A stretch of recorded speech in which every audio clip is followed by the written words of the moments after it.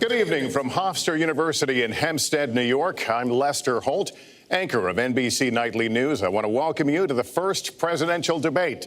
The participants tonight are Donald Trump and Hilary Clinton. This debate is sponsored by the Commission on Presidential Debates, a nonpartisan, nonprofit organization. The commission drafted tonight's format, and the rules have been agreed to by the campaigns. The 90-minute debate is divided into 6 segments, each 50 minutes long. We'll explore 3 topic areas tonight: achieving prosperity, America's direction, and securing America. At the start of each segment, I will ask the same lead-off question to both candidates, and they will each have up to 2 minutes to respond. From that point until the end of the segment, we'll have an open discussion. The questions are mine and have not been shared with the commission or the campaigns. The audience here in the room has agreed to remain silent so that we can focus on what the candidates are saying.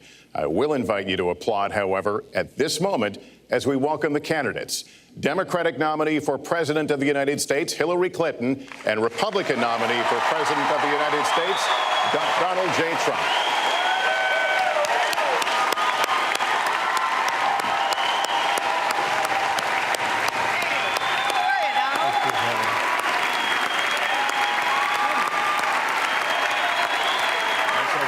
Good luck to you.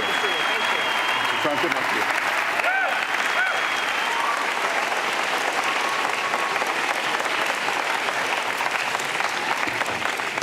you. Well, I don't expect us to cover all the issues of this campaign tonight, but I remind everyone there are 2 more presidential debates scheduled. We are going to focus on many of the issues that voters tell us are most important, and we're going to press for specifics. I am honored to have this role, but this evening belongs to the candidates and just as important to the American people. Candidates, we look forward to hearing you articulate your policies and your positions, as well as your visions and your values. So, let's begin. We're calling this opening segment Achieving Prosperity, and central to that is jobs. There are 2 economic realities in America today. There's been a record 6 straight years of job growth, and new census numbers show incomes have increased at a record rate after years of stagnation. However, income inequality remains significant, and nearly half of Americans are living paycheck to paycheck. Beginning with you, Secretary Clinton, why are you a better choice than your opponent to create the kinds of jobs that will put more money into the pockets of American workers? Well, thank you, Lester, and thanks to Hofstra for hosting us.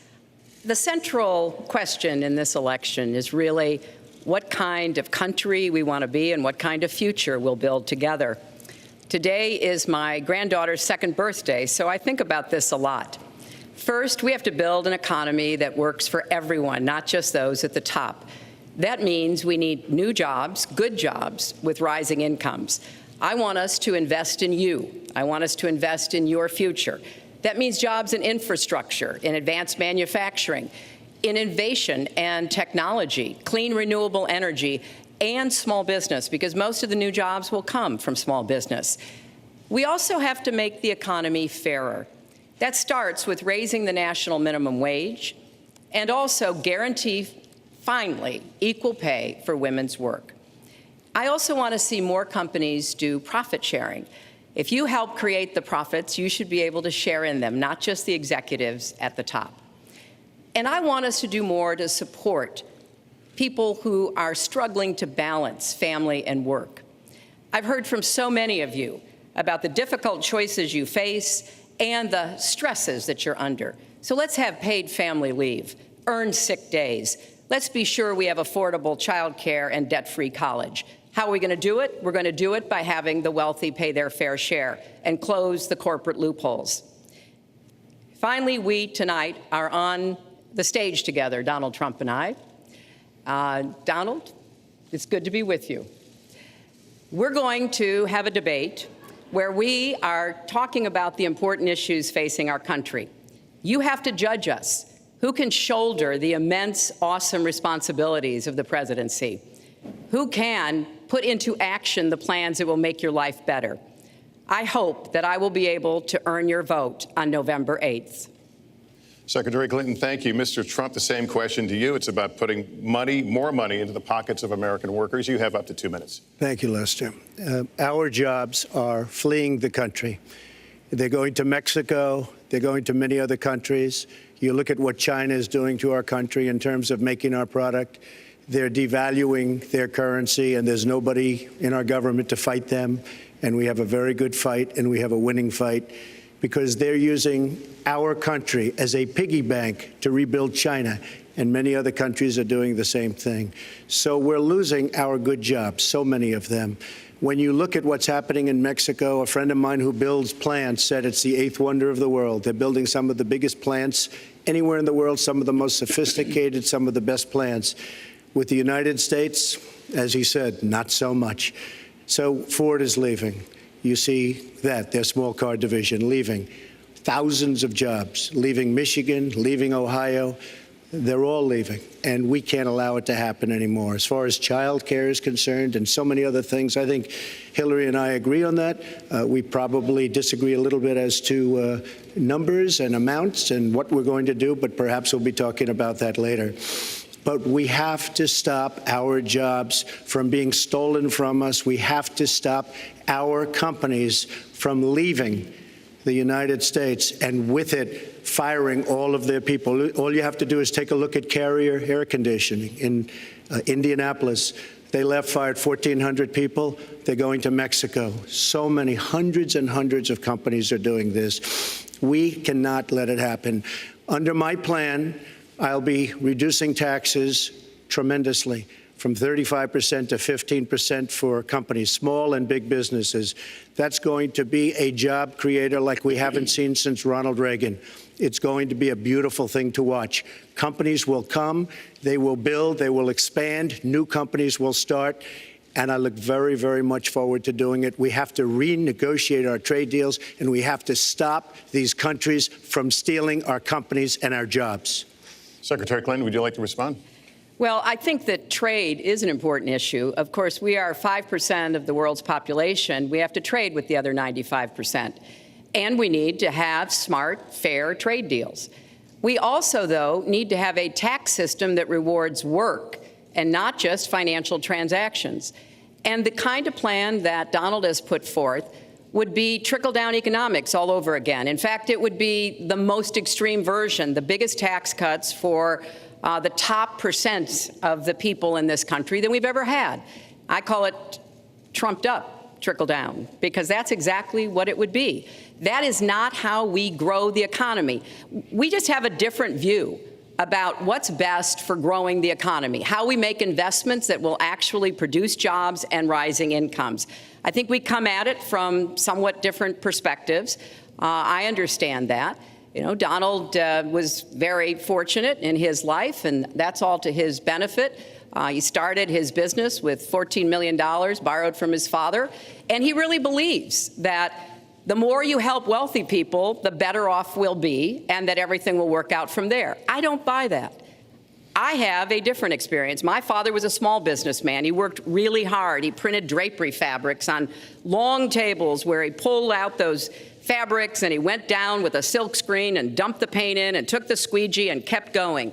And so what I believe is the more we can do for the middle class, the more we can invest in you, your education, your skills, your future, the better we will be off and the better we'll grow. That's the kind of economy I want us to see again. Let me follow up with Mr. Trump if I can. You've talked about creating 25 million jobs, and you've promised to bring back millions of jobs for Americans. How are we going to bring back the industries that have left this country for cheaper labor overseas? How specifically are you going to tell American manufacturers that you have to come back? Well, for one thing, and before we start on that, my father gave me a very small loan in 1975, and I built it into a company that's worth many, many billions of dollars with some of the greatest assets in the world.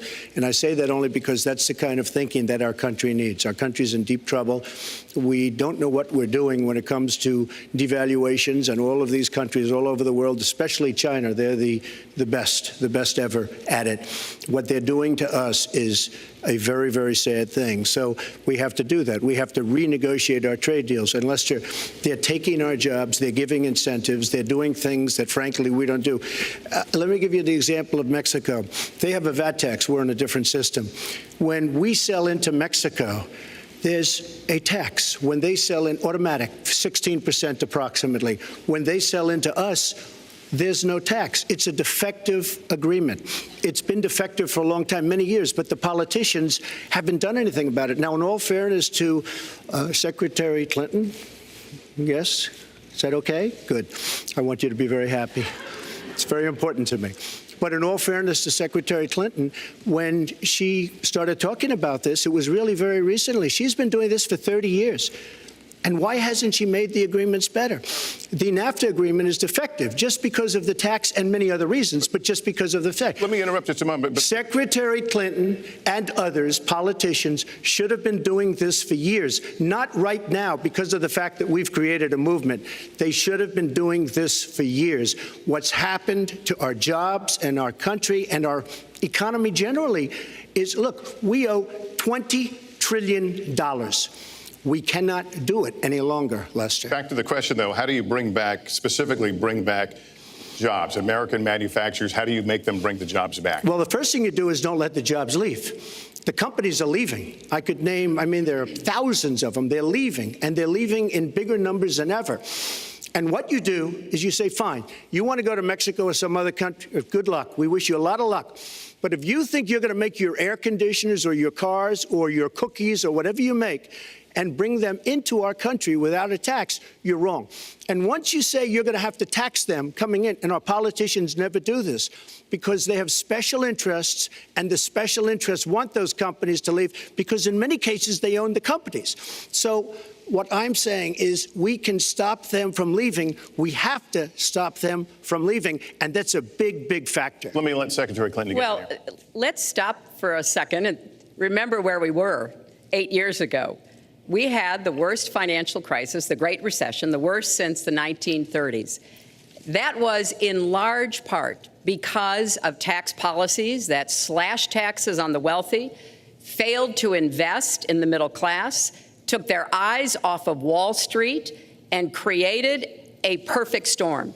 In fact, Donald was one of the people who rooted for the housing crisis. He said back in 2006, gee, I hope it does collapse because then I can go in and buy some and make some money. Well, it did collapse. That's called business, by the way. 9 million people lost their jobs. 5 million people lost their homes, and $13 trillion in family wealth was wiped out. Now, we have come back from that abyss, and it has not been easy. So we're now on the precipice of having a potentially much better economy, but the last thing we need to do is to go back to the policies that failed us in the first place. Independent experts have looked at what I've proposed and looked at what Donald's proposed, and basically they've said this, that if his tax plan, which would blow up the debt by over $5 trillion and would in some instances disadvantage middle-class families compared to the wealthy, were to go into effect, we would lose 3.5 million jobs and maybe have another recession. They've looked at my plans and they've said, okay, if we can do this, and I intend to get it done, we will have 10 million more new jobs because we will be making investments where we can grow the economy. Take clean energy. Some country is going to be the clean energy superpower of the 21st century. Donald thinks that climate change is a hoax perpetrated by the Chinese. I think it's real. Science is real. I do not say that. And I think it's important that we grip this and deal with it, both at home and abroad. And here's what we can do. We can deploy 500 million more solar panels. We can have enough clean energy to power every home. We can build a new modern electric grid. That's a lot of jobs. That's a lot of new economic activity. So I've tried to be very specific about what we can and should do, and I am determined that we're going to get the economy really moving again, building on the progress we've made over the last 8 years, but never going back to what got us in trouble in the first place. Mr. Trump. She talks about solar panels. We invested in a solar company, our country. That was a disaster. They lost plenty of money on that one. Now, look, I'm a great believer in all forms of energy, but we're putting a lot of people out of work. Our energy policies are a disaster. Our country is losing so much in terms of energy, in terms of paying off our debt. You can't do what you're looking to do with $20 trillion in debt. The Obama administration, from the time they've come in, is over 230 years worth of debt, and he's topped it. He's doubled it in a course of almost 8 years, 7.5 years to be semi-exact. So I will tell you this, we have to do a much better job at keeping our jobs, and we have to do a much better job at giving companies incentive to build new companies or to expand, because they're not doing it. And all you have to do is look at Michigan and look at Ohio and look at all of these places where so many of their jobs and their companies are just leaving. They're gone. And Hilary, I just ask you this. You've been doing this for 30 years. Why are you just thinking about these solutions right now? For 30 years you've been doing it, and now you're just starting to think of solutions. Well, actually, I will bring back jobs. You can't bring back jobs. Well, actually, I have thought about this quite a bit. Yeah, for 30 years. I have, well, not quite that long.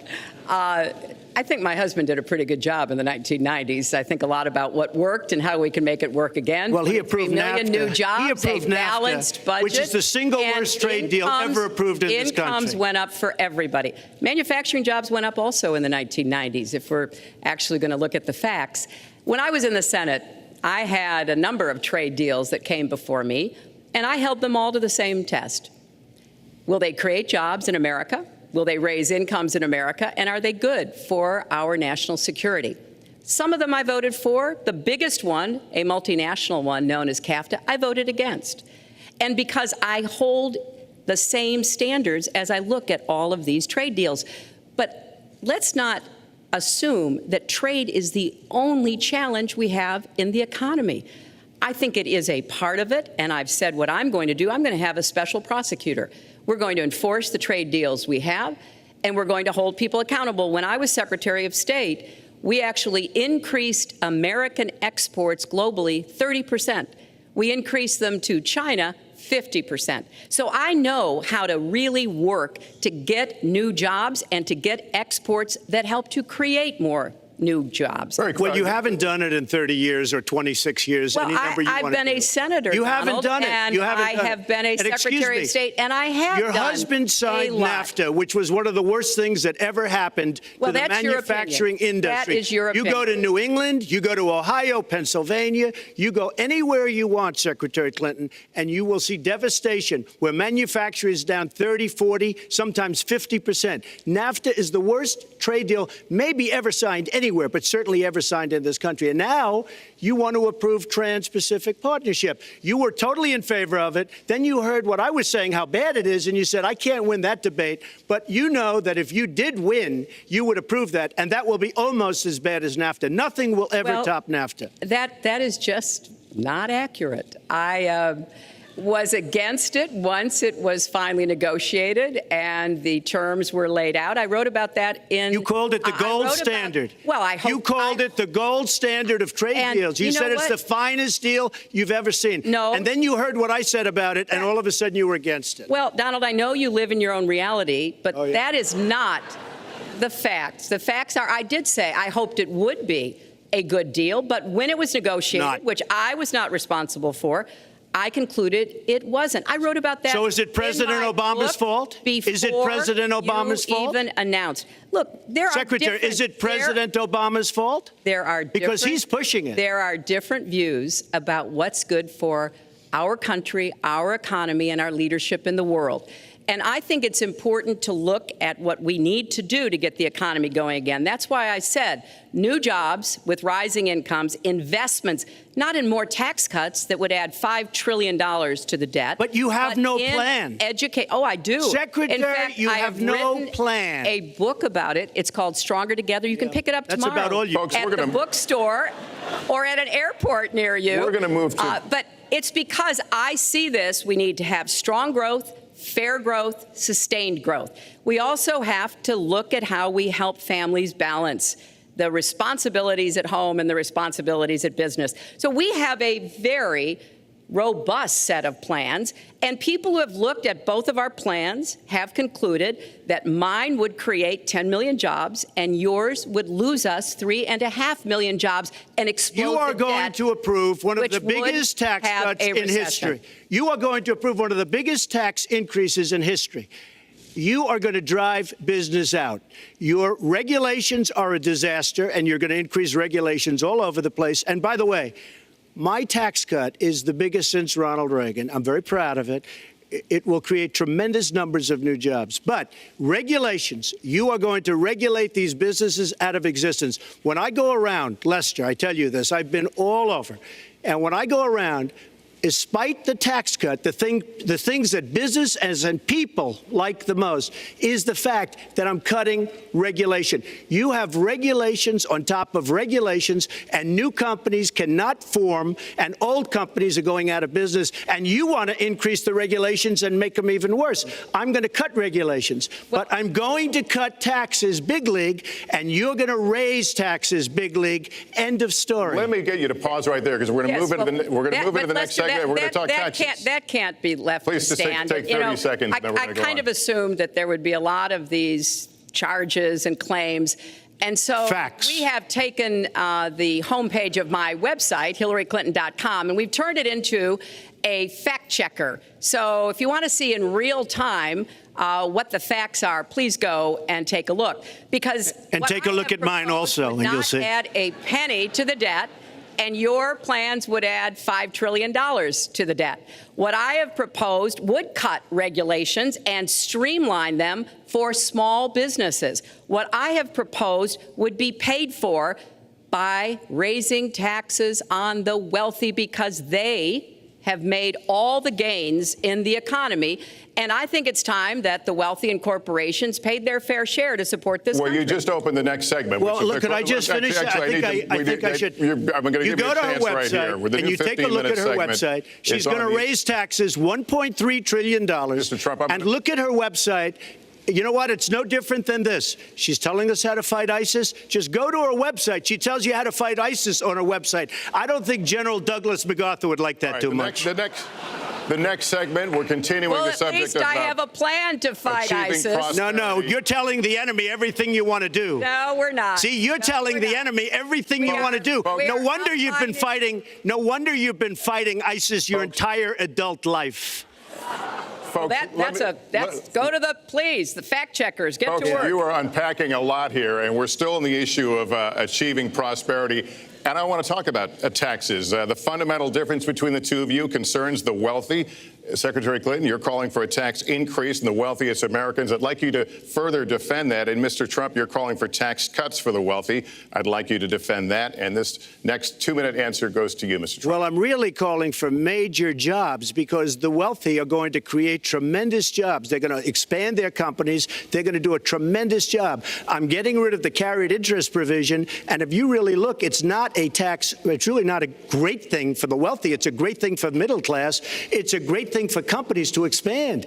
And when these people are going to put billions and billions of dollars into companies, and when they're going to bring $2.5 trillion back from overseas, where they can't bring the money back because politicians like Secretary Clinton won't allow them to bring the money back because the taxes are so onerous and the bureaucratic red tape. So what is so bad? So what they're doing is they're leaving our country, and they're, believe it or not, leaving because taxes are too high and because some of them have lots of money outside of our country, and instead of bringing it back and putting the money to work because they can't work out a deal and everybody agrees it should be brought back. Instead of that, they're leaving our country to get their money because they can't bring their money back into our country because of bureaucratic red tape, because they can't get together, because we have a president that can't sit them around a table and get them to approve something. And here's the thing. Republicans and Democrats agree that this should be done. $2.5 trillion. I happen to think it's double that. It's probably $5 trillion that we can't bring into our country, Lester. And with a little leadership, you'd get it in here very quickly, and it could be put to use on the inner cities and lots of other things, and it would be beautiful. But we have no leadership. And honestly, that starts with Secretary Clinton. All right, you have 2 minutes on the same question to defend tax increases on the wealthiest Americans, Secretary Clinton. I have a feeling that by the end of this evening, I'm going to be blamed for everything that's ever happened. Why not? Why not? Yeah, why not? just join the debate by saying more crazy things. Now, let me say there's nothing crazy about not letting our companies bring their money back into their country. This is Secretary Clinton's 2 minutes, please. Yeah, well, let's start the clock again, Lester. We've looked at your tax proposals. I don't see changes in the corporate tax rates or the kinds of proposals you're referring to that would cause the repatriation, bringing back of money that's stranded overseas. I happen to support that. I happen to support that in a way that will actually work to our benefit. But when I look at what you have proposed, you have what is called now the Trump loophole, because it would so advantage you and the business you do. You've proposed an approach that has a $4 billion tax benefit for your family. And when you look at what you are proposing, how much for my family? It is, Lester, as I said, trumped up trickle down. Trickle down did not work. It got us into the mess we were in 2008 and 9. Slashing taxes on the wealthy hasn't worked, and a lot of really smart, wealthy people know that. And they are saying, hey, we need to do more to make the contributions we should be making to rebuild the middle class. I don't think top-down works in America. I think building the middle class, investing in the middle class, making college debt-free so more young people can get their education, helping people refinance their debt from college at a lower rate. Those are the kinds of things that will really boost the economy. Broad-based, inclusive growth is what we need in America, not more advantages for people at the very top. Mr. Trump, typical politician, all talk, no action, sounds good, doesn't work, never going to happen. Our country is suffering because people like Secretary Clinton have made such bad decisions in terms of our jobs and in terms of what's going on. Now, look, we have the worst revival of an economy since the Great Depression. And believe me, we're in a bubble right now. And the only thing that looks good is the stock market. But if you raise interest rates even a little bit, that's going to come crashing down. We are in a big, fat, ugly bubble. And we better be awfully careful. And we have a Fed that's doing political things. This Janet Yellen of the Fed. The Fed is doing political by keeping the interest rates at this level.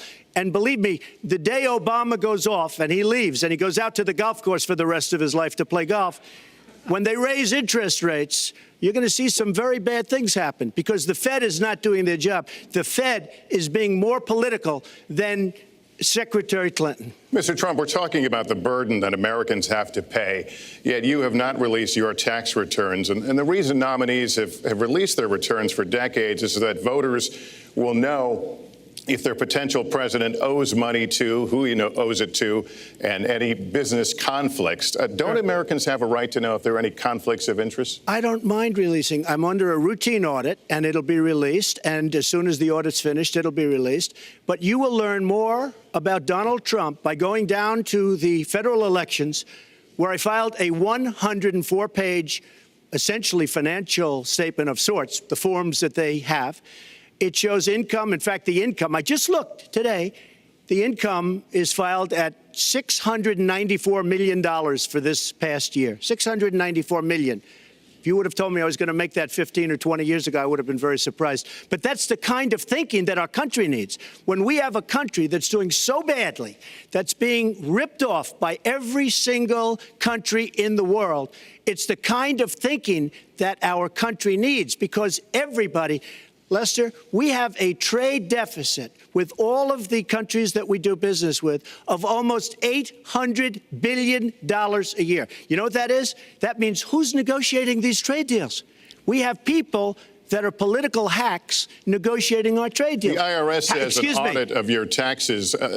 You're perfectly free to release your taxes during an audit. And so the question, does the public's right to know outweigh your personal? Well, I told you, I will release them as soon as the audit. Look, I've been under audit almost for 15 years. I know a lot of wealthy people that have never been audited. I said, do you get audited? I get audited almost every year. And in a way, I should be complaining. I'm not even complaining. I don't mind it. It's almost become a way of life. I get audited by the IRS, but other people don't. I will say this. We have a situation in this country that has to be taken care of. I will release my tax returns against my lawyer's wishes when she releases her 33,000 emails that have been deleted. As soon as she releases them, I will release my tax returns, and that's against my lawyers. They say don't do it. I will tell you this. No, in fact, watching shows, reading the papers, almost every lawyer says you don't release your returns until the audit's complete. When the audit's complete, I'll do it. But I would go against them if she releases her email. So it's negotiable? It's not negotiable. No, let her release the email. Why did she delete 33,000? Well, I'll let her ask that, but let me just admonish the audience one more time. There was an agreement. We did ask you to be silent, so it would be helpful for us. Secretary Clinton. Well, I think you've just seen another example of bait and switch here.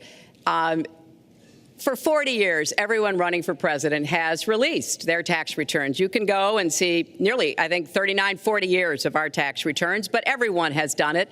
We know the IRS has made clear there is no prohibition on releasing it when you're under audit. So you've got to ask yourself, why won't he release his tax returns? And I think there may be a couple of reasons. First, maybe he's not as rich as he says he is.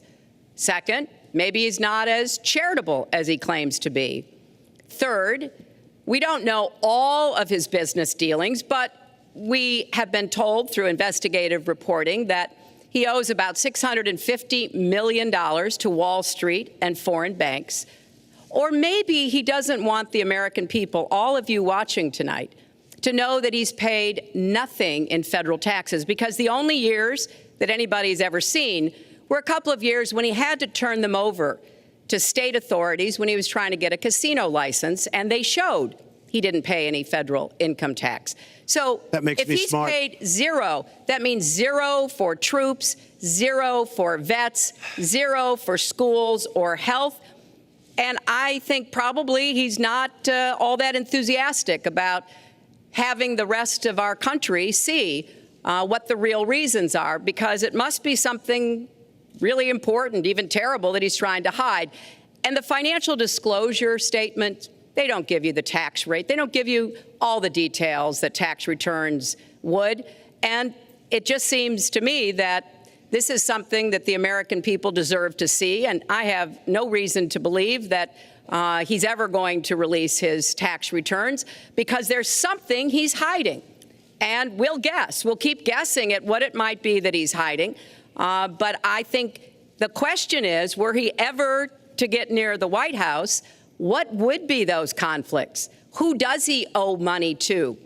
Well, he owes you the answers to that, and he should provide them. He also raised the issue of your emails. Do you want to respond to that? I do. You know, I made a mistake using a private email. That's for sure. And if I had to do it over again, I would obviously do it differently. But I'm not going to make any excuses. It was a mistake, and I take responsibility for that. Mr. Trump? That was more than a mistake. That was done purposely, okay? That was not a mistake. That was done purposely. When you have your staff taking the Fifth Amendment, taking the Fifth, so they're not prosecuted. When you have the man that set up the illegal server taking the Fifth, I think it's disgraceful. And believe me, this country thinks it's disgraceful. It really thinks it's disgraceful also. As far as my tax returns, you don't learn that much from tax returns, that I can tell you. You learn a lot from financial disclosure, and you should go down and take a look at that. The other thing, I'm extremely underleveraged. The report that said 650, which, by the way, a lot of friends of mine that know my business said, boy, that's really not a lot of money. It's not a lot of money relative to what I had. The buildings that were in question, they said in the same report, which was actually, it wasn't even a bad story, to be honest with you, but the buildings are worth $3.9 billion. And the 650 isn't even on that. But it's not 650. It's much less than that. But I could give you a list of banks. I would, if that would help you, I would give you a list of banks. These are very fine institutions, very fine banks. I could do that very quickly. I am very underleveraged. I have a great company. I have a tremendous income. And the reason I say that is not in a braggadocious way. It's because it's about time that this country had somebody running it that has an idea about money. When we have $20 trillion in debt and our country's a mess, you know, it's one thing to have $20 trillion in debt and our roads are good and our bridges are good and everything's in great shape. Our airports are like from a third world country. You land at LaGuardia, you land at Kennedy, you land at LAX, you land at Newark, and you come in from Dubai and Qatar and you see these incredible, you come in from China, you see these incredible airports, and you land, we've become a third world country. So, the worst of all things has happened. We owe $20 trillion, and we're a mess. We haven't even started. And we've spent $6 trillion in the Middle East, according to a report that I just saw, whether it's 6 or 5, but it looks like it's 6. $6 trillion in the Middle East. We could have rebuilt our country twice, and it's really a shame. And it's politicians like Secretary Clinton that have caused this problem. Our country has tremendous problems. We're a debtor nation, we're a serious debtor nation, and we have a country that needs new roads, new tunnels, new bridges, new airports, new schools, new hospitals, and we don't have the money because it's been squandered on so many of your ideas. Let you respond, and we'll move to our because next. you haven't paid any federal income tax for a lot of years. And the other thing I think is important It would be squandered too, believe me. If your main claim to be president of the United States is your business, then I think we should talk about that. You know, your campaign manager said that you built a lot of businesses on the backs of little guys. And indeed, I have met a lot of the people who were stiffed by you and your businesses, Donald.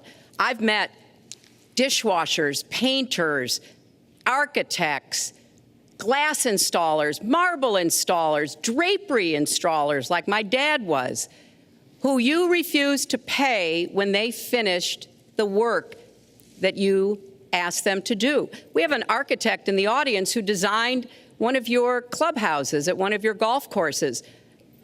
It's a beautiful facility. It immediately was put to use, and you wouldn't pay what the man needed to be paid, what he was charging you. Maybe he didn't do a good job, and I was unsatisfied with his work, which our country should do too. The thousands of people that you have stiffed over the course of your business not deserve some kind of apology from someone who has taken their labor, taken the goods that they produced, and then refused to pay them? I can only say that I'm certainly relieved that my late father never did business with you. He provided a good middle-class life for us, but the people he worked for, he expected the bargain to be kept on both sides. And when we talk about your business, you've taken business bankruptcy 6 times.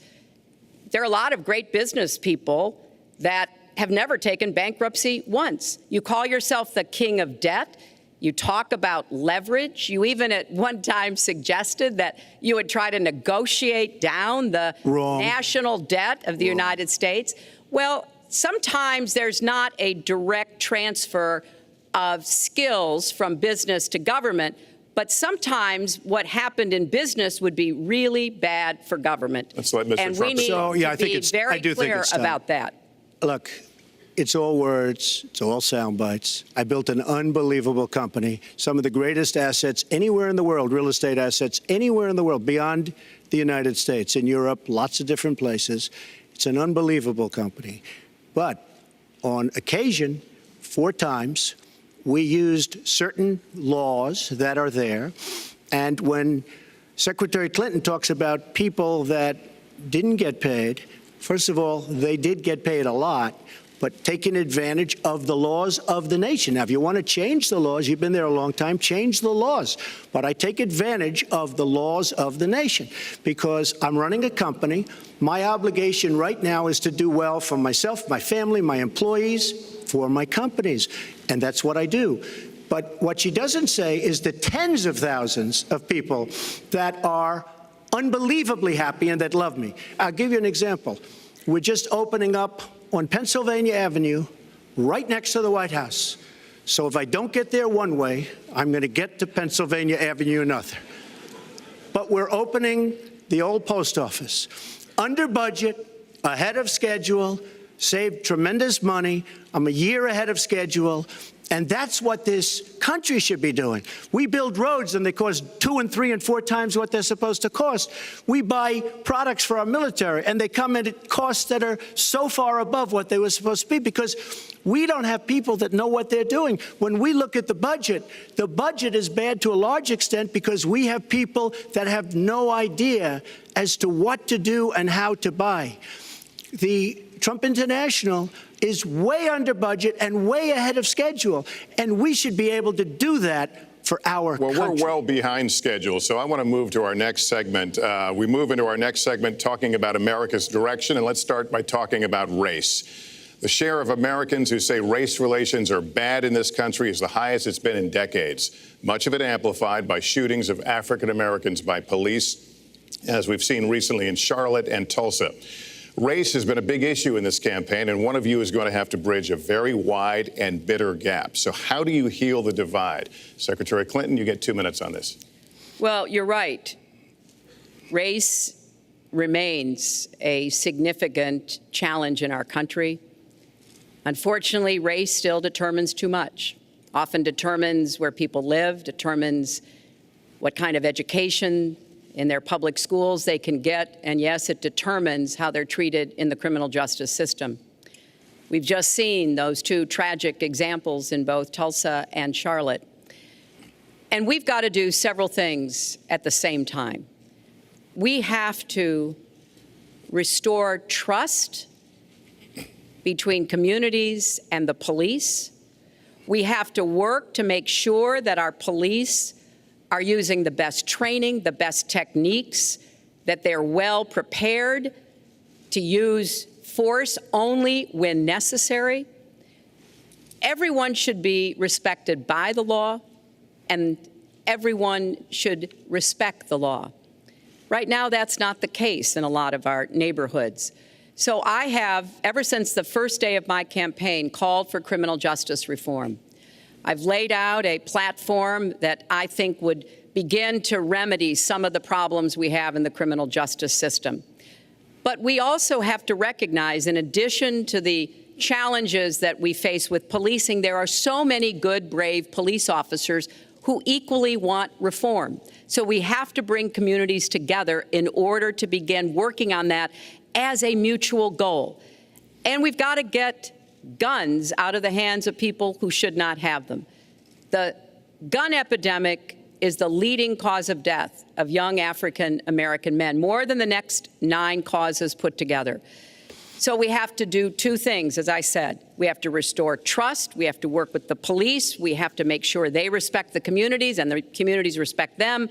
And we have to tackle the plague of gun violence, which is a big contributor to a lot of the problems that we're seeing today. All right, Mr. Trump, you have 2 minutes. How do you heal the divide? Well, first of all, Secretary Clinton doesn't want to use a couple of words, and that's law and order. And we need law and order. If we don't have it, we're not going to have a country. And when I look at what's going on in Charlotte, a city I love, a city where I have investments, when I look at what's going on throughout various parts of our country, whether it's, I can just keep naming them all day long. We need law and order in our country. And I just got today, as you know, the endorsement of the Fraternal Order of Police. We just came in. We have endorsements from, I think, almost every police group, a large percentage of them in the United States. We have a situation where we have our inner cities, African Americans, Hispanics, are living in hell because it's so dangerous. You walk down the street, you get shot. In Chicago, they've had thousands of shootings, thousands, since January 1st. Thousands of shootings. And I'm saying, where is this? Is this a war-torn country? What are we doing? And we have to stop the violence. We have to bring back law and order. In a place like Chicago, where thousands of people have been killed, thousands over the last number of years. In fact, almost 4,000 have been killed since Barack Obama became president. Almost 4,000 people in Chicago have been killed. We have to bring back law and order. Now, whether or not in a place like Chicago you do stop and frisk, which worked very well, Mayor Giuliani is here, it worked very well in New York, it brought the crime rate way down. But you take the gun away from criminals that shouldn't be having it. We have gangs roaming the street, and in many cases, they're illegally here, illegal immigrants, and they have guns, and they shoot people. And we have to be very strong, and we have to be very vigilant. We have to know what we're doing. Right now, our police, in many cases, are afraid to do anything. We have to protect our inner cities because African-American communities are being decimated by crime. Your 2 minutes expired, but I do want to follow up. Stop and frisk was ruled unconstitutional in New York because it largely singled out Black and Hispanic young men. No, you're wrong. It went before a judge who was a very against police judge. It was taken away from her, and our new mayor, refused to go forward with the case. They would have won an appeal. If you look at it throughout the country, there are many places where the argument is that it's a form of racial profiling. No, the argument is that we have to take the guns away from these people that have them and that are bad people that shouldn't have them.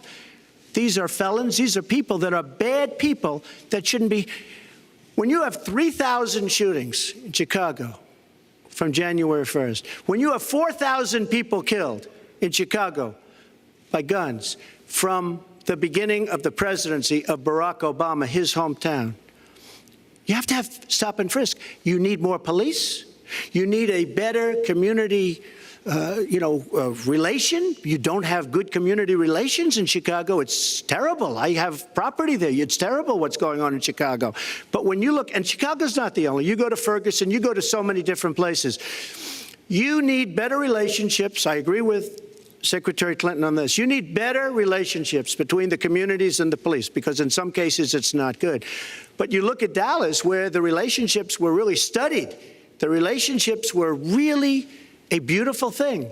And then 5 police officers were killed one night very violently.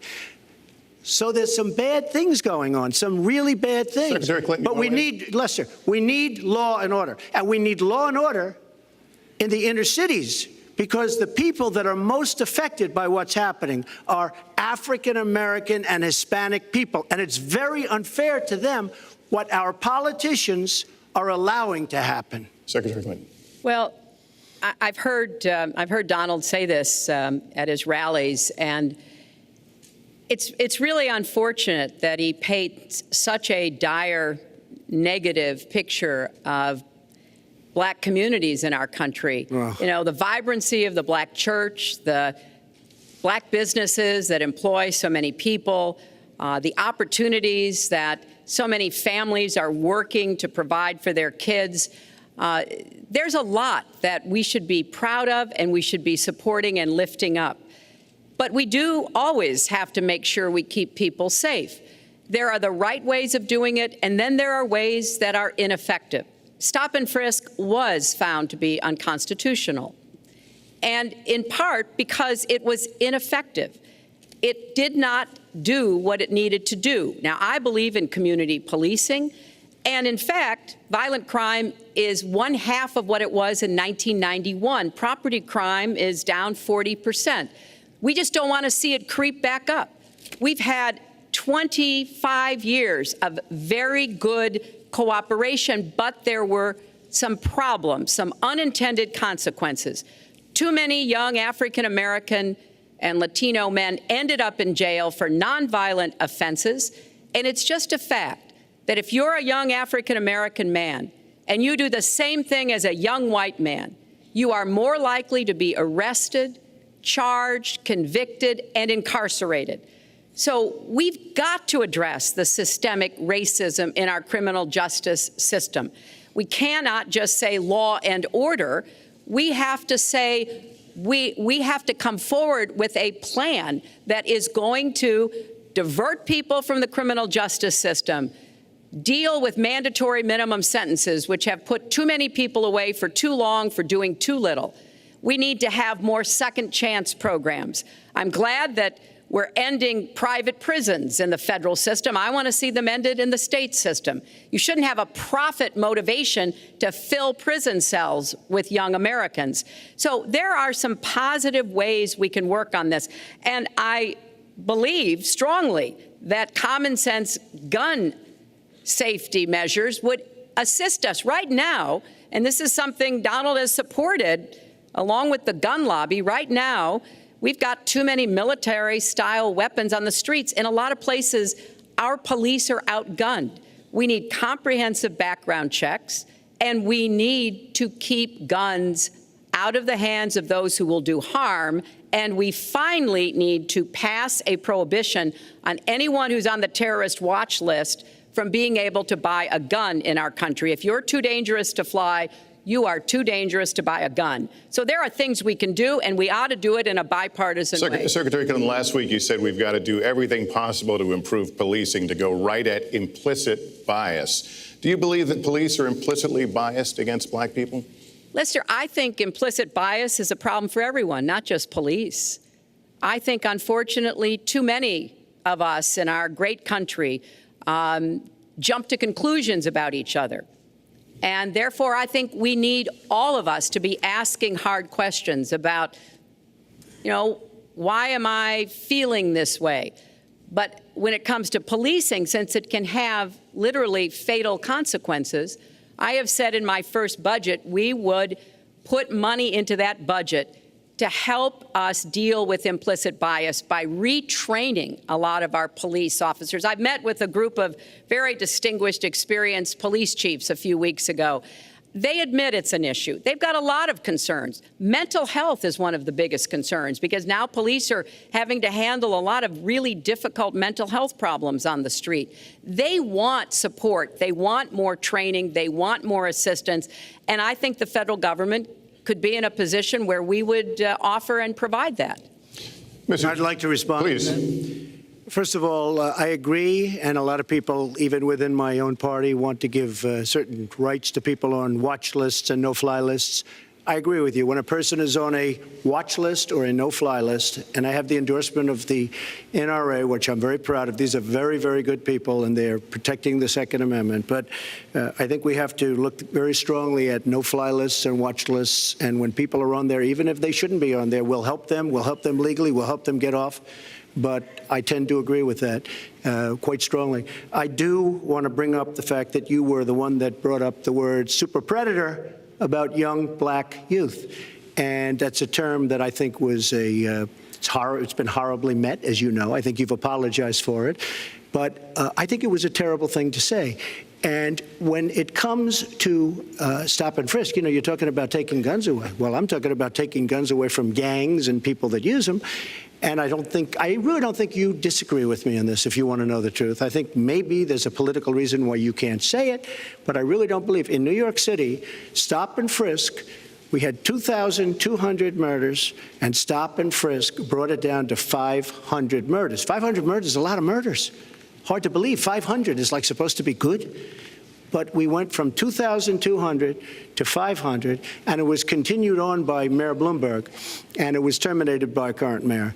But stop and frisk had a tremendous impact on the safety of New York City, tremendous beyond belief. So when you say it has no impact, it really did. It had a very, very big impact. Well, it's also fair to say, if we're going to talk about mayors, that under the current mayor, crime has continued to drop, including murders. So there is. You're wrong. No, I'm not. Murders are up. All right, you'll check. New York has done an excellent job, and I give credit. I give credit across the board, going back to mayors, to police chiefs, because it has worked, and other communities need to come together to do what will work as well. Look, one murder is too many. But it is important that we learn about what has been effective and not go to things that sound good that really did not have the kind of impact that we would want. Who disagrees with keeping neighborhoods safe? But let's also add, no one should disagree about respecting the rights of young men who live in those neighborhoods. And so we need to do a better job of working again with the communities, faith communities, business communities, as well as the police to try to deal with this problem. This conversation is about race, and so, Mr. Trump, I have to ask you. But I'd like to just respond, if I might. Please, 20 seconds. I'd just like to respond. Please respond, then I've got to follow up. Look, the African-American community has been let down by our politicians. They talk good around election time, like right now, and after the election, they said, see you later, I'll see you in 4 years. The African-American community, look, the community within the inner cities has been so badly treated. They've been abused and used in order to get votes by Democrat politicians, because that's what it is. They've controlled these communities for up to 100 years. Mr. Trump, let me... Well, unbroken. And I will tell you, you look at the inner cities, and I just left Detroit, and I just left Philadelphia, and I just, you know, you've seen me. I've been all over the place. You decided to stay home, and that's okay. But I will tell you, I've been all over, and I've met some of the greatest people I'll ever meet within these communities, and they are very, very upset with what their politicians have told them and what their politicians have done. Mr. Trump, I think Donald just criticized me for preparing for this debate. And yes, I did. And you know what else I prepared for? I prepared to be president. And I think that's a good thing. Mr. Trump, for 5 years, you perpetuated a false claim that the nation's first black president was not a natural-born citizen. You questioned his legitimacy. In the last couple of weeks, you acknowledged what most Americans have accepted for years: the president was born in the United States. Can you tell us what took you so long? I'll tell you just very simple to say. Sidney Blumenthal works for the campaign and very close friend of Secretary Clinton. And her campaign manager, Patty Doyle, went to, during the campaign, her campaign against President Obama, fought very hard. And you can go look it up and you can check it out. And if you look at CNN this past week, Patty Solis Doyle was on Wolf Blitzer saying that this happened. Blumenthal sent McClatchy, highly respected reporter at McClatchy, to Kenya to find out about it. They were pressing it very hard. She failed to get the birth certificate. When I got involved, I didn't fail. I got him to give the birth certificate. So I'm satisfied with it, and I'll tell you why I'm satisfied with it. That was because I want to get on to defeating ISIS, because I want to get on to creating jobs, because I want to get on to having a strong border, because I want to get on to things that are very important to me and that are very important to the country. I will let you respond. It's important, but I just want to get the answer here. The birth certificate was produced in 2011. You continued to tell the story and question the president's legitimacy in 2012, 13, 14, 15, as recently as January. So the question is, what changed your mind? Well, nobody was pressing it. Nobody was caring much about it. I figured you'd ask the question tonight, of course, but nobody was caring much about it. But I was the one that got him to produce the birth certificate, and I think I did a good job. Secretary Clinton also fought it. I mean, you know, now everybody in mainstream is going to say, oh, that's not true. Look, it's true. Sidney Blumenthal sent a reporter. You just have to take a look at CNN last week, the interview with your former campaign manager, and she was involved. But just like she can't bring back jobs, she can't produce. I'm sorry, I'm just going to follow up, and I will let you respond to that, because if there's a lot there. But we're talking about racial healing in this segment. What do you say to Americans? Well, it was I say nothing. I say nothing because I was able to get him to produce it. He should have produced it a long time before. I say nothing. But let me just tell you, when you talk about healing, I think that I've developed very, very good relationships over the last little while with the African-American community. I think you can see that. And I feel that they really wanted me to come to that conclusion, and I think I did a great job and a great service, not only for the country, but even for the president, in getting him to produce his birth certificate. Secretary Clinton. Well, just listen to what you heard. And clearly, as Donald just admitted, he knew he was going to stand on this debate stage, and Lester Holt was going to be asking us questions, so he tried to put the whole racist birther lie to bed. but it can't be dismissed that easily. He has really started his political activity based on this racist lie that our first black president was not an American citizen. There was absolutely no evidence for it, but he persisted. He persisted year after year because some of his supporters, people that he was trying to bring into his fold, apparently believed it or wanted to believe it. But remember, Donald started his career back in 1973 being sued by the Justice Department for racial discrimination because he would not rent apartments in one of his developments to African Americans, and he made sure that the people who worked for him understood that was the policy. He actually was sued twice by the Justice Department. So he has a long record of engaging in racist behavior. And the birther lie was a very hurtful one. You know, Barack Obama is a man of great dignity, and I could tell how much it bothered him and annoyed him that this was being touted and used against him. But I like to remember what Michelle Obama said in her amazing speech at our Democratic National Convention. When they go low, we go high. And Barack Obama went high, despite Donald Trump's best efforts to bring him down. Mr. Trump, you can respond, then we're going to move on to the next segment. I would love to respond. First of all, I got to watch, in preparing for this, some of your debates against Barack Obama. You treated him with terrible disrespect.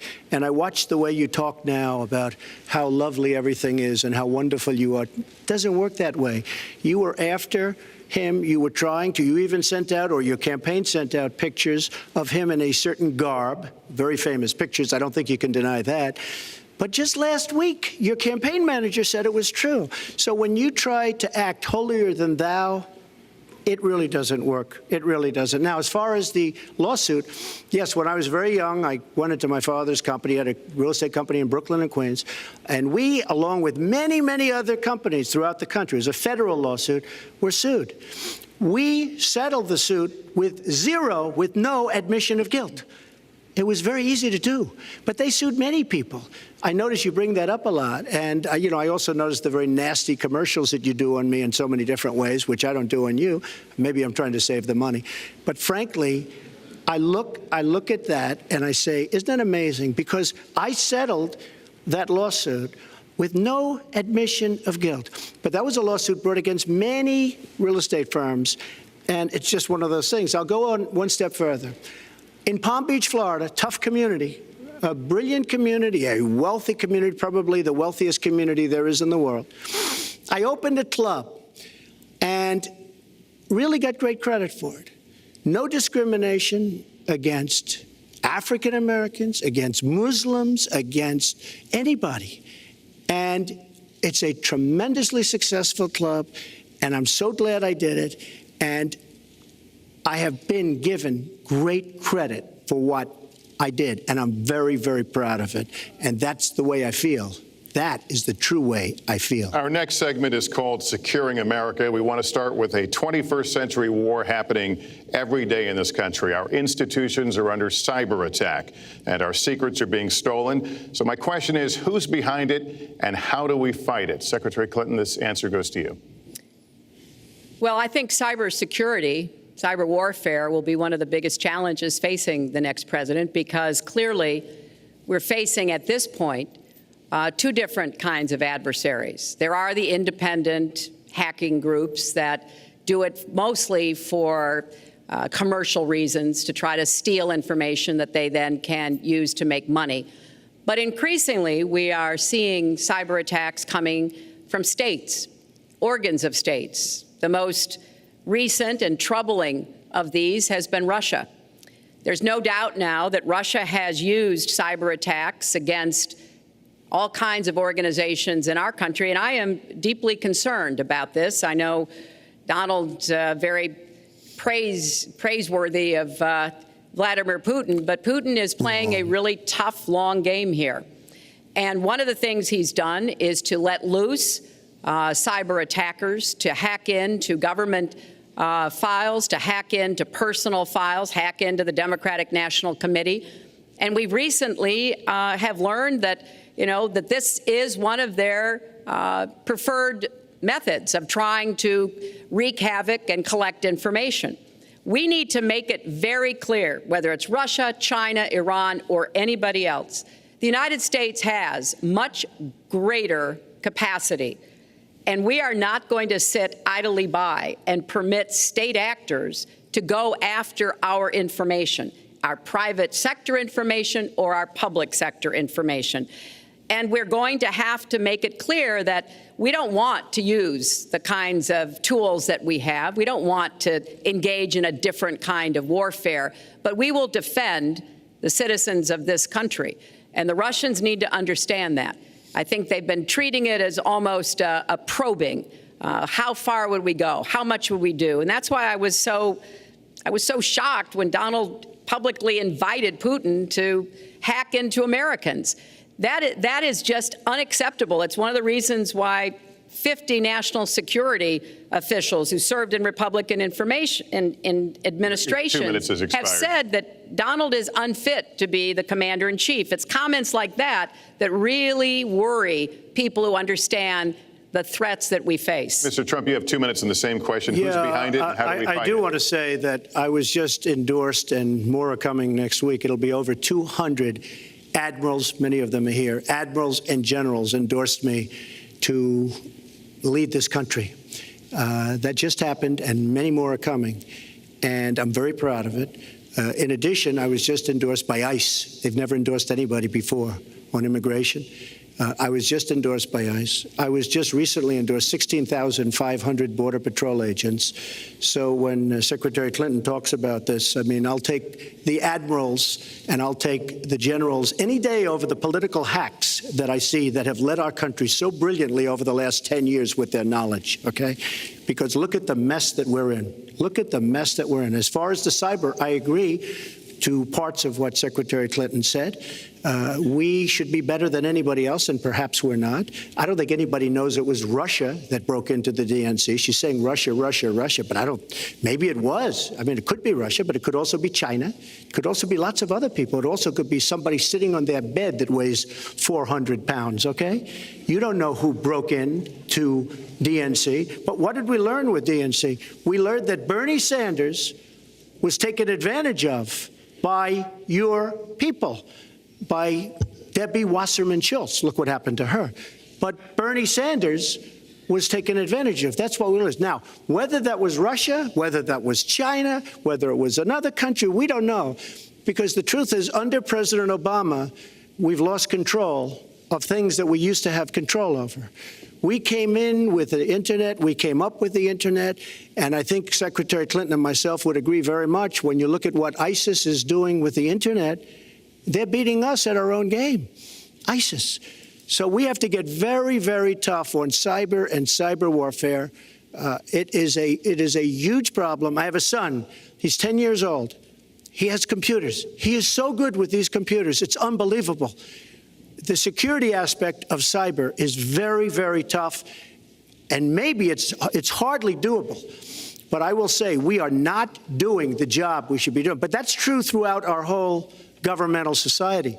We have so many things that we have to do better, Lester, and certainly cyber is one of them. Secretary Clinton. Well, I think there are a number of issues that we should be addressing. I have put forth a plan to defeat ISIS. It does involve going after them online. I think we need to do much more with our tech companies to prevent ISIS and their operatives from being able to use the Internet to radicalize, even direct people in our country and Europe and elsewhere. But we also have to intensify our air strikes against ISIS and eventually support our Arab and Kurdish partners to be able to actually take out ISIS in Raqqa and their claim of being a caliphate. We're making progress. Our military is assisting in Iraq, and we're hoping that within the year we'll be able to push ISIS out of Iraq and then, really squeeze them in Syria. But we have to be cognizant of the fact that they've had foreign fighters coming to volunteer for them, foreign money, foreign weapons. So we have to make this the top priority. And I would also do everything possible to take out their leadership.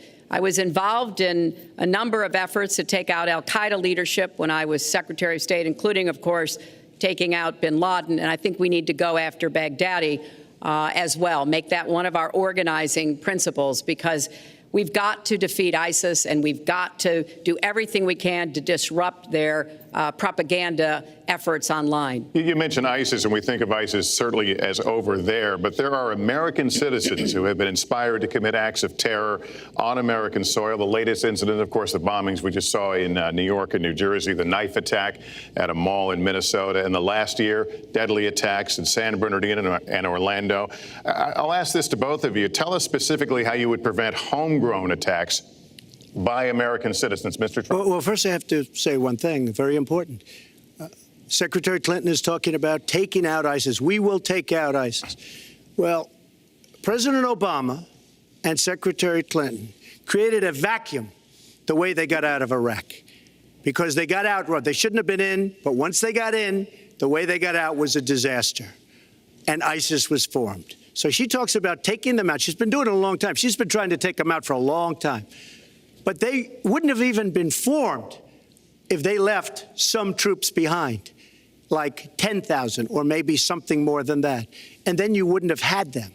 Or, as I've been saying for a long time, and I think you'll agree because I said it to you once, had we taken the oil, and we should have taken the oil, ISIS would not have been able to form either, because the oil was their primary source of income.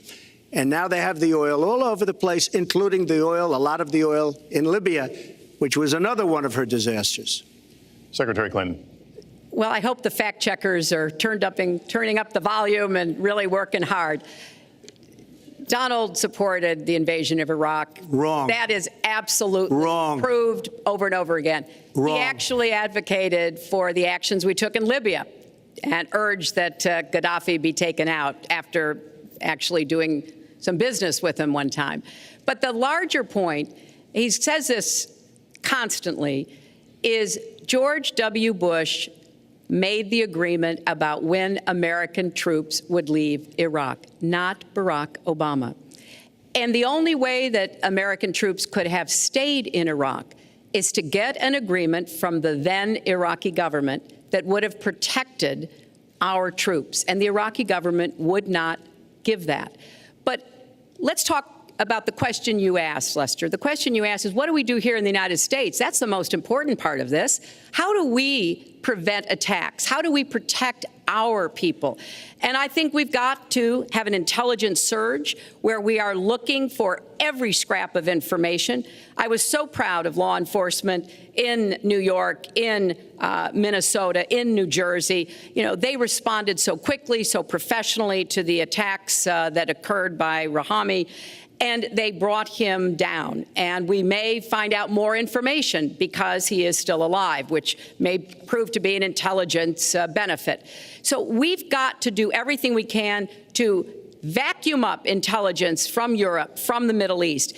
That means we've got to work more closely with our allies. And that's something that Donald has been very dismissive of. We're working with NATO, the longest military alliance in the history of the world, to really turn our attention to terrorism. We're working with our friends in the Middle East, many of which, as you know, are Muslim-majority nations. Donald has consistently insulted Muslims abroad, Muslims at home, when we need to be cooperating with Muslim nations and with the American Muslim community. They're on the front lines. They can provide information to us that we might not get anywhere else. They need to have close working cooperation with law enforcement in these communities, not be alienated and pushed away, as some of Donald's rhetoric, unfortunately, has led to. Mr. Well, I'd have to respond. Please respond. The Secretary said very strongly about working with. We've been working with them for many years. And we have the greatest mess anyone's ever seen. You look at the Middle East, it's a total mess, under your direction to a large extent. But you look at the Middle East, you started the Iran deal. That's another beauty, where you have a country that was ready to fall. I mean, they were doing so badly. They were choking on the sanctions, and now they're going to be actually probably a major power at some point pretty soon, the way they're going. But when you look at NATO, I was asked on a major show, what do you think of NATO? Now, you have to understand, I'm a business person. I did really well, but I have common sense. And I said, well, I'll tell you, I haven't given lots of thought to NATO, but two things. Number one, the 28 countries of NATO, many of them aren't paying their fair share. Number two, and that bothers me because we should be, as we're defending them, and they should at least be paying us what they're supposed to be paying by treaty and contract. And number two, I said, and very strongly, NATO could be obsolete because, and I was very strong on this, and it was actually covered very accurately in the New York Times, which is unusual for the New York Times, to be honest. But I said they do not focus on terror. And I was very strong, and I said it numerous times. And about 4 months ago, I read on the front page of the Wall Street Journal that NATO is opening up a major terror division. And I think that's great. And I think we should get, because we pay approximately 73% of the cost of NATO. It's a lot of money to protect other people. But I'm all for NATO. But I said they have to focus on terror also, and they're going to do that. And that was, believe me, I'm sure I'm not going to get credit for it, but that was largely because of what I was saying and my criticism of NATO.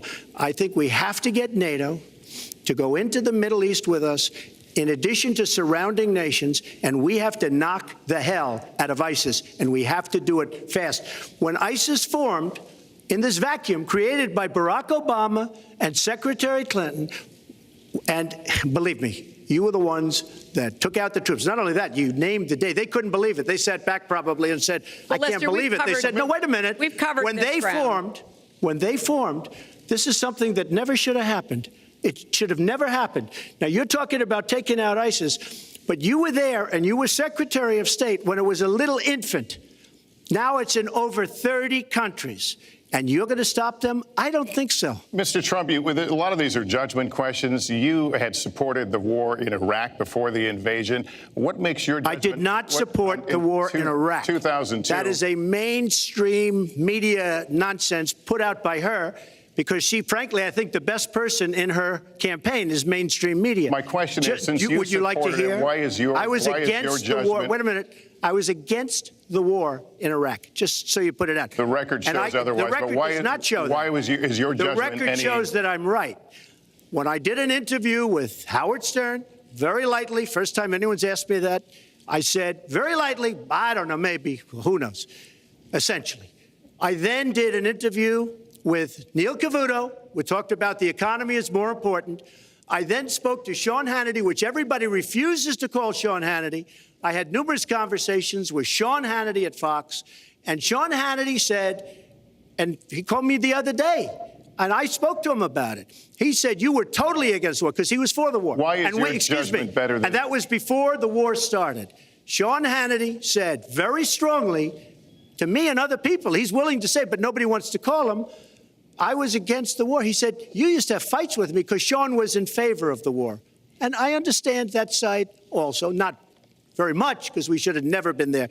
But nobody called Sean Hannity. And then they did an article in a major magazine shortly after the war started, I think in 2004, but they did an article which had me totally against the war in Iraq. And one of your compatriots said, you know, whether it was before or right after, Trump was definitely, because if you read this article, there's no doubt. But if somebody, and I'll ask the press, if somebody would call up Sean Hannity, this was before the war started, he and I used to have arguments about the war. I said it's a terrible and a stupid thing. It's going to destabilize the Middle East, and that's exactly what it's done. It's been a disaster. My reference was to what you had said in 2002, and my question was, why is your judgment any different than Mrs. Clinton? Well, I have much better judgment than she does. There's no question about that. I also have a much better temperament than she has. You know, I have a much better. She spent, let me tell you, she spent hundreds of millions of dollars on an advertising. You know, they get Madison Avenue into a room, they put names. Oh, temperament, let's go after. I think my strongest asset, maybe by far, is my temperament. I have a winning temperament. I know how to win. She does not know how to win. Clinton? Wait. The AFL-CIO the other day, behind the blue screen, I don't know who you were talking to, Secretary Clinton, but you were totally out of control. I said, there's a person with a temperament that's got a problem. Secretary Clinton. Woo, okay. Let's talk about two important issues that were briefly mentioned by Donald. First, NATO. You know, NATO as a military alliance has something called Article 5, and basically it says this: an attack on one is an attack on all. And do you know the only time it's ever been invoked? After 9/11, when the 28 nations of NATO said that they would go to Afghanistan with us to fight terrorism, something that they still are doing by our side. With respect to Iran, when I became Secretary of State, Iran was weeks away from having enough nuclear material to form a bomb. They had mastered the nuclear fuel cycle under the Bush administration. They had built covert facilities. They had stocked them with centrifuges that were whirling away. And we had sanctioned them. I voted for every sanction against Iran when I was in the Senate, but it wasn't enough. So I spent a year and a half putting together a coalition that included Russia and China to impose the toughest sanctions on Iran. And we did drive them to the negotiating table. And my successor, John Kerry, and President Obama got a deal that put a lid on Iran's nuclear program without firing a single shot. That's diplomacy. That's coalition building. That's working with other nations. The other day, I saw Donald saying that there were some Iranian sailors on a ship in the waters off of Iran, and they were taunting American sailors who were on a nearby ship. He said, you know, if they taunted our sailors, I'd blow them out of the water and start another war. That's not good judgment. That is not the right temperament to be commander-in-chief, to be taunted. And the worst part of what we've heard Donald say has been about nuclear weapons. He has said repeatedly that he didn't care if other nations got nuclear weapons, Japan, South Korea, even Saudi Arabia. It has been the policy of the United States, Democrats and Republicans, to do everything we could to reduce the proliferation of nuclear weapons. He even said, well, you know, if there were a nuclear war in the East Asia, well, you know, that's fine. You know, have a good time, folks.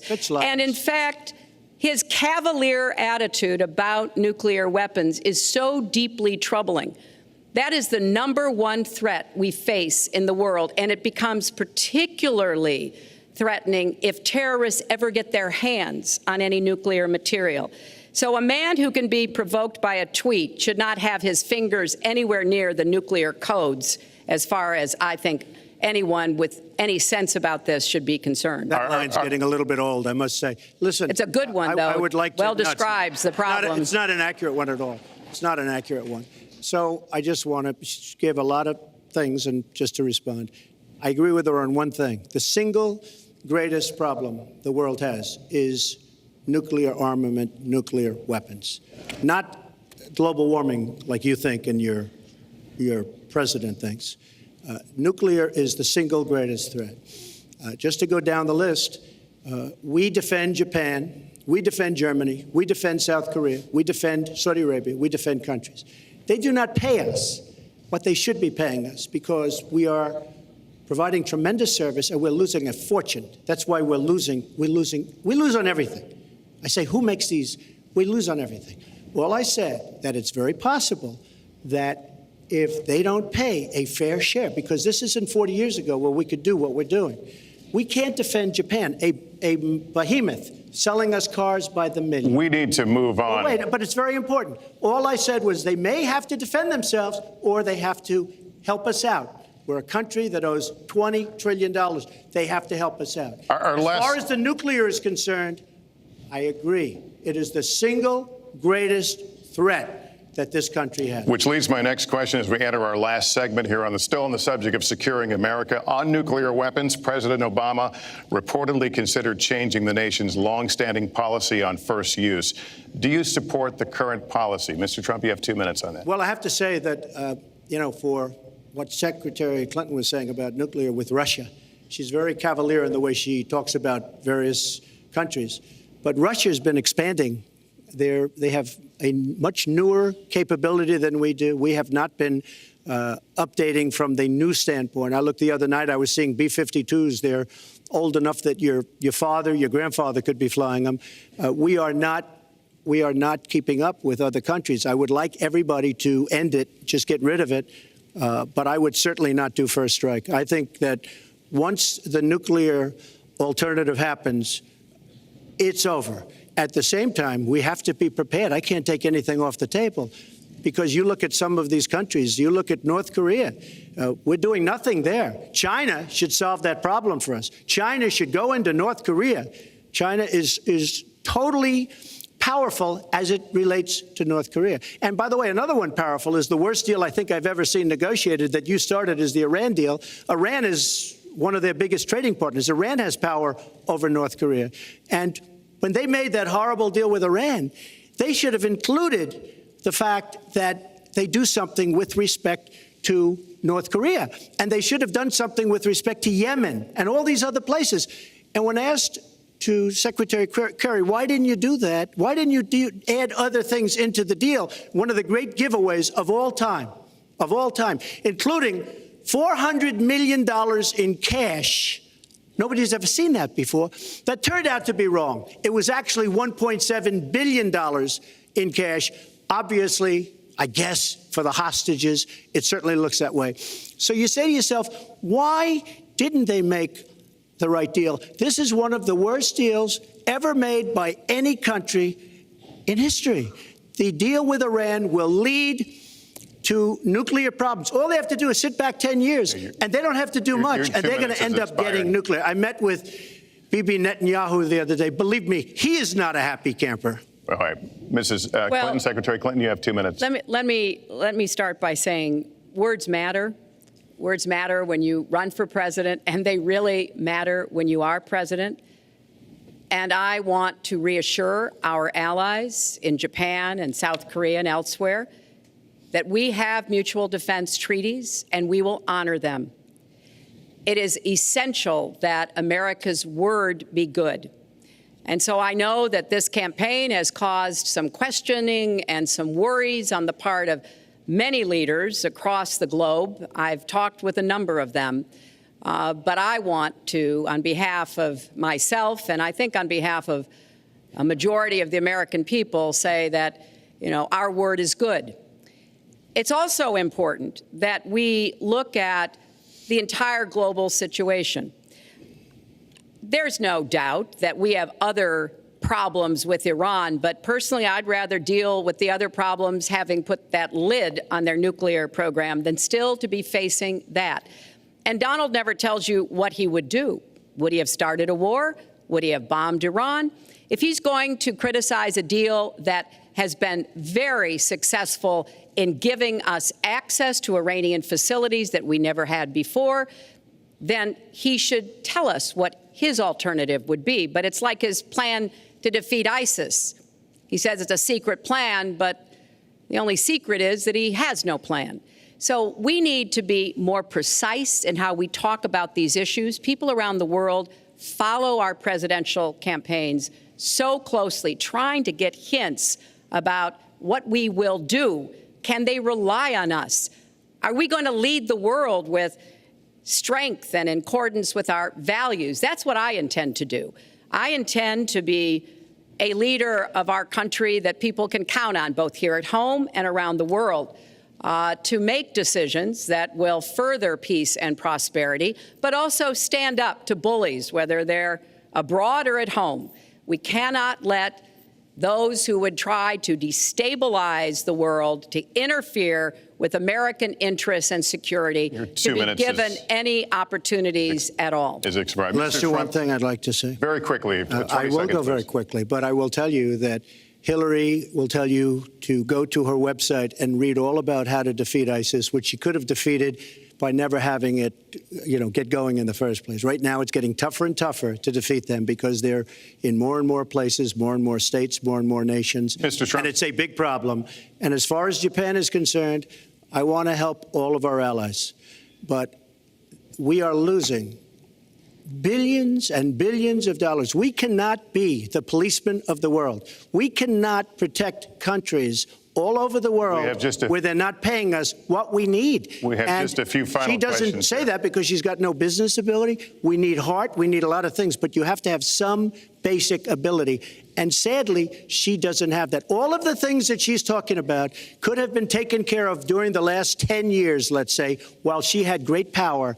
But they weren't taken care of. And if she ever wins this race, they won't be taken care of. Mr. Trump, this year, Secretary Clinton became the first woman nominated for president by a major party. Earlier this month, you said she doesn't have, quote, a presidential look. She's standing here right now. What did you mean by that? She doesn't have the look. She doesn't have the stamina. I said she doesn't have the stamina. And I don't believe she does have the stamina. To be president of this country, you need tremendous stamina. The quote was, I just don't think she has a presidential look. Wait a minute, Leslie, you asked me a question. Did you ask me a question? You have to be able to negotiate our trade deals. You have to be able to negotiate, that's right, with Japan, with Saudi Arabia. I mean, can you imagine we're defending Saudi Arabia, and with all of the money they have, we're defending them and they're not paying? All you have to do is speak to them. Wait, you have so many different things you have to be able to do, and I don't believe that Hillary has the stamina. Let's let her respond. Well, as soon as he travels to 112 countries and negotiates a peace deal, a ceasefire, a release of dissidents, an opening of new opportunities in nations around the world, or even spends 11 hours testifying in front of a congressional committee, he can talk to me about stamina. The world, let me tell you, Hillary has experience, but it's bad experience. We have made so many bad deals during the last, so she's got experience, that I agree, but it's bad experience. Whether it's the Iran deal that you're so in love with, where we gave them $150 billion back, whether it's the Iran deal, whether it's anything you can name, you almost can't name a good deal. I agree. She's got experience, but it's bad experience. And this country can't afford to have another 4 years of that kind of experience. We are at the final question. One thing, Lester, is, you know, he tried to switch from looks to stamina. But this is a man who has called women pigs, slobs, and dogs, and someone who has said pregnancy is an inconvenience to employers, who has said women don't deserve equal pay unless they do as good a job as men. And one of the worst things he said was about a woman in a beauty contest. He loves beauty contests, supporting them and hanging around them. And he called this woman Miss Piggy. Then he called her Miss Housekeeping because she was Latina. Donald, she has a name. Where did you find her this? name is Alicia Machado. Where did you find and it? she has become a U.S. citizen, and you can bet she's going to vote this November. Okay, good. Let me just tell you. Mr. Trump, can we just take 10 seconds, and then we're going to have the final question. Hillary is hitting me with tremendous commercials. Some of it said in entertainment. Some of it said somebody who's been very vicious to me, Rosie O'Donnell. I said very tough things to her, and I think everybody would agree that she deserves it, and nobody feels sorry for her. But you want to know the truth? I was going to say something extremely rough to Hillary, to her family, and I said to myself, I can't do it. I just can't do it. It's inappropriate. It's not nice. But she spent hundreds of millions of dollars on negative ads on me, many of which are absolutely untrue. They're untrue, and they're misrepresentations. And I will tell you this, Lester, it's not nice, and I don't deserve that. But it's certainly not a nice thing that she's done. It's hundreds of millions of ads, and the only gratifying thing is I saw the polls come in today, and with all of that money, over $200 million is spent, and I'm either winning or tied, and I've spent practically nothing. One of you will not win this election. So my final question to you tonight, are you willing to accept the outcome as the will of the voters? Secretary Clinton? Well, I support our democracy. And sometimes you win, sometimes you lose. But I certainly will support the outcome of this election.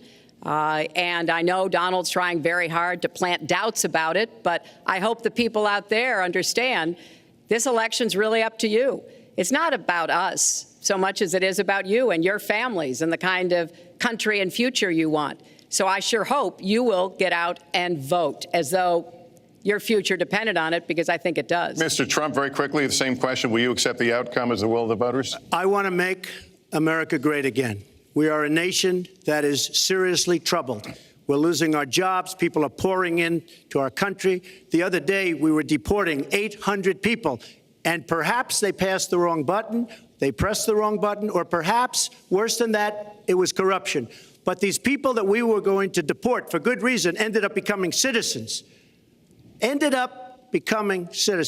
was 800, and now it turns out it might be 1,800, and they don't even know. Will you accept the outcome here's of the the election? story. I want to make America great again. I'm going to be able to do it. I don't believe Hillary will. The answer is, if she wins, I will absolutely support her. All right. Well, that is going to do it for us. That concludes our debate for this evening, a spirited one. We covered a lot of ground, not everything, as I suspected we would. The next presidential debates are scheduled for October 9th at Washington University in St. Louis and October 19th at the University of Nevada, Las Vegas. The conversation will continue.